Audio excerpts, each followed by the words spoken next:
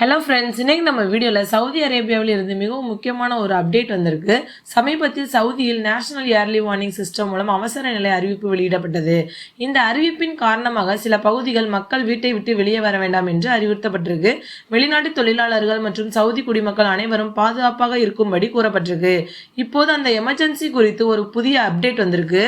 அதோடு மட்டும் இல்லை, சவுதி மினிஸ்ட்ரி ஆஃப் டிஃபென்ஸ் வெளியிட்ட முக்கிய தகவலும் நம்ம வீடியோவில் பார்க்க போகிறோம். வீடியோவை ஸ்டார்டிங்லேருந்து எண்டிங் வரைக்கும் ஸ்கிப் பண்ணாமல் பாருங்கள். அப்போ தான் ஏன் இந்த எமர்ஜென்சி அறிவிப்பு வந்தது, 87 ட்ரோன்ஸ் தடுத்து நிறுத்திய விவரங்கள், மிசைல் அட்டாக்ல என்ன நடந்தது, எதுக்காக ஆயில் ஃபீல்டை டார்கெட் பண்ணி தாக்குறாங்க, இப்போ என்ன நிலைமை இருக்கு அப்படின்றத ஃபுல் டீட்டெயிலாக நீங்கள் புரிஞ்சுக்க முடியும். ஃபர்ஸ்ட் நீங்க எமர்ஜென்சி அலர்ட் பத்தி புரிஞ்சுக்கணும். சவுதி அரசாங்கம் ஒரு முக்கியமான சிஸ்டம் பயன்படுத்துறாங்க. அதுக்கு பேர் நேஷனல் இயர்லி வார்னிங் சிஸ்டம்.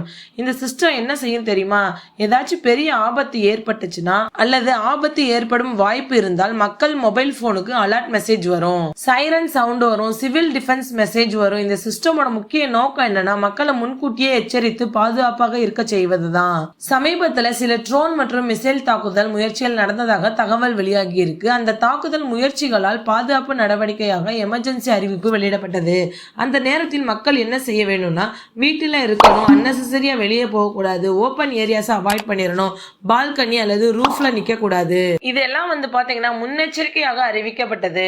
அடுத்த முக்கியமான தகவல் சவுதி பாதுகாப்பு அமைச்சகம் தெரிவித்தது என்னன்னா, 87 ட்ரோன்ஸ் இன்டர்செப்ட் செய்து அளிக்கப்பட்டிருக்கு. அதாவது இந்த ட்ரோன்ஸ் சவுதி எல்லைக்குள் நுழைய முயற்சி செய்தது. ஆனால் சவுதி ஏர் டிஃபென்ஸ் சிஸ்டம் ரொம்பவே அட்வான்ஸா செயல்பட்டு இருக்கு.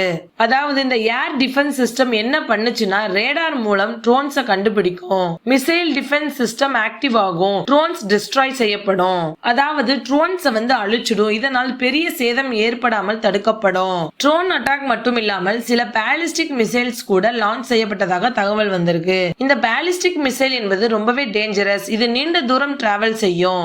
இந்த மிசைல்ஸையும் சவுதி டிஃபென்ஸ் சிஸ்டம் இன்டர்செப்ட் செய்து டிஸ்ட்ராய் பண்ணிருச்சு.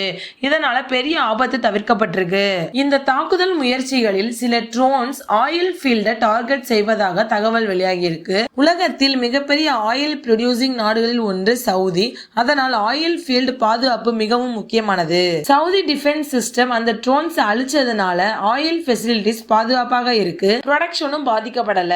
அதன் பிறகு சவுதி சிவில் டிஃபென்ஸ் ஒரு முக்கியமான அறிவிப்பு வெளியிட்டிருக்கு. அதுல என்ன சொல்லியிருக்காங்கன்னா, எமர்ஜென்சி நிலை அபிஷியலாக முடிவடைஞ்சிருச்சு.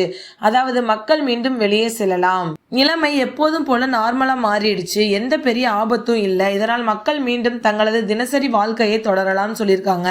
இது மாதிரி அலர்ட் மெசேஜ் வந்தா மக்கள் செய்ய வேண்டியது என்னன்னா, அலர்ட் மெசேஜை இக்னோர் பண்ணக்கூடாது, கவர்மெண்ட் இன்ஸ்ட்ரக்ஷனை ஃபாலோ பண்ணணும், தேவையில்லாம ரூமர்ஸை பரப்பக்கூடாது, சேஃப்டி ரூல்ஸை ஃபாலோ பண்ணணும். இது அனைவருக்கும் பாதுகாப்பாக இருக்கும். ஃப்ரெண்ட்ஸ், சவுதி அரசு பாதுகாப்பு விஷயங்கள்ல ரொம்பவே ஸ்ட்ரிக்டா இருக்கு. அதனால எந்த ஆபத்து வந்தாலும் அதை கண்ட்ரோல் பண்றதுக்கான அட்வான்ஸ்டு சிஸ்டம் பயன்படுத்தப்படுது. இந்த வீடியோ உங்களுக்கு ரொம்ப யூஸ்ஃபுல்லா இருக்கும்னு நினைக்கிறேன். மறக்காம நம்ம சேனலை சப்ஸ்கிரைப் பண்ணிக்கோங்க. தேங்க்யூ.